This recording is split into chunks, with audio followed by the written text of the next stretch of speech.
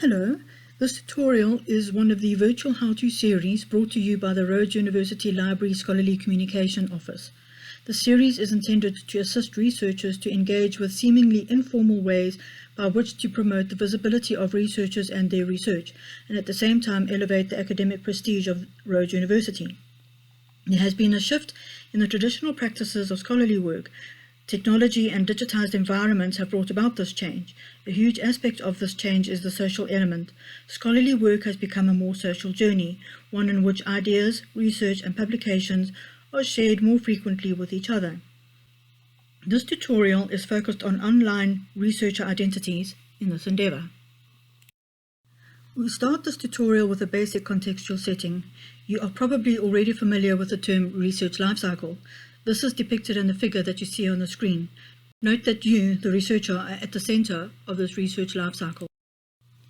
You may have come across many online platforms that you feel would support you in your research journey. During the course of this journey, you may have already registered with one or more platforms.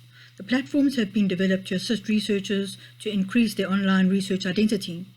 In this tutorial, we will touch on the more popular research-related platforms.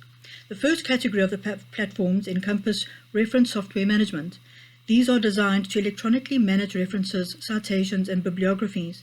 Rhodes University supports 3 reference software platforms to manage your references, namely RefWorks, Zotero, and Mendeley.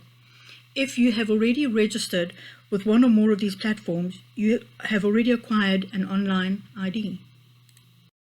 We are familiar with the traditional means to publish and disseminate research via research publishers. However, due to many challenges, which we will not talk about in this tutorial, more informal platforms were developed by researchers themselves to enable the sharing and collaboration of research with peer researchers. Some of these platforms, such as Loop and Zenodo, are research-related repositories which enable the dissemination of research and research data with peers and collaborators. These platforms usually follow copyright regulations. There are, however, other similar platforms which do not follow copyright regulations, and these include media such as ResearchGate and academia.edu. If you have registered with any of these platforms, you will have acquired yet another online researcher ID. When one publishes articles and research data via the traditional publishing model, researchers often lose the right to indicate how they want their research to be reused. Hence, the development of informal platforms by which researchers are able to make and act upon their choices for the reuse of their research and research data. Popular platforms of this type include Loop, Zenodo, and Figshare. And again, if you have registered with any of these platforms, you have another researcher ID. So we know the discoverability of research is essential for the advancement of research knowledge bases. However, the discoverability of research is also essential for citation accumulation for those researchers who require some form of measurement for their research output for academic rating or for research funding applications. Accredited researcher identities are registered and built via the publication of articles in the traditional publishing platforms such as Web of Science, Researcher ID, and Scopus, Scopus Author ID. Google Scholar profiles are also included in this category. Having to decide which one or more online researcher identities with which to register can become overwhelming. We are aware that many of these platforms exist, and in this tutorial, as we've said, we only touch on the more popular researcher identities. By having one or more online researcher identity can be very overwhelming in that it takes time to keep these platforms updated as you progress with your research journey. Furthermore, you may have registered with these platforms because you are aware that they will help to increase visibility to yourself and your research. You need them all, but it can become overwhelming, and this may be the very reason that you give up on maintaining them. So what is missing here? It really is that central ID that connects you, the researcher, with your various researcher identities. Any discussion involving ORCID has everything to do with online identity and researcher and research content visibility. As you can see, it's all about the individual researcher. Online identity management and ORCID go hand in hand. ORCID is essential to firstly make yourself more discoverable, and secondly to increase the visibility of you and your research. This is where we can now start to talk about ORCID. ORCID is a means by which you can build a single online researcher identity. ORCID stands for Open Researcher and Contributor ID. It was developed in 2003 and uses social media technology, which is the power behind ORCID.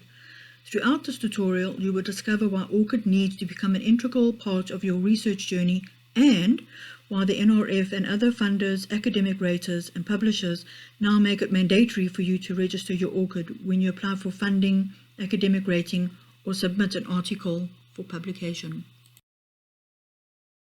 So now that we have spoken about researcher identity and the value of ORCID in this endeavor, we get to the nitty-gritties of developing your ORCID profile. And the first is, how do you register for your ORCID online researcher profile? You can access ORCID at orcid.org. However, the link to enable you to register your ORCID is there. The prompt menu enables you to go through the registration process very quickly. Some hints though that could help you. Under visibility settings, select everyone, as this is the purpose to make your profile visible to the general public. I would advise you to not tick the notifications box there, otherwise you could be bombarded with emails from ORCID. It is mandatory that you tick terms of use. Although not visible on the screen, you do need to tick the box that says you are not a robot. Once you have registered for your ORCID, you will be allocated an ORCID number. You will also need to go to your email to open up the message sent to you by ORCID to verify that you have registered your ORCID. Only then will you be able to edit your ORCID profile. Let's take a look at these two examples on the screen. Women researchers may opt to keep their maiden name as their research author name. Other women prefer to take on their new surname as their research author name. This is seen in the example of Helen Cruz. Furthermore, when researchers submit articles for publication, they do so using the preferred author name. However, the publisher may publish the article using a variation of the researcher's name in line with their regulations. This could be with and without full stops, and this can be seen in the example of Jane Snowball. This is problematic in that research funders and academic raters will only evaluate your research by the name given in the application submitted to them. Therefore, your evaluation value will be based on a limited amount of your research output. This is where ORCID is critical. ORCID uses social media technology and is able to connect all your research outputs published under varying versions of your name to your ORCID number. Your ORCID number is yours and yours alone. This is why it is called a persistent researcher identifier. Finally, there are many researchers who shy away from promoting their research. However, one of the simplest ways to disseminate your ORCID researcher profile is to include it in your email signature. And anybody who opens up your emails and find themselves interested in the same interests that you are interested in will be able to open up your ORCID and start furthering collaborations that way. For more information and assistance with your ORCID researcher profile, please contact your principal faculty librarian. The details are listed here for you. Or, alternatively, you can contact the Librarian Scholarly Communication. The details are listed here too. We are happy to engage with you on your ORCID journey.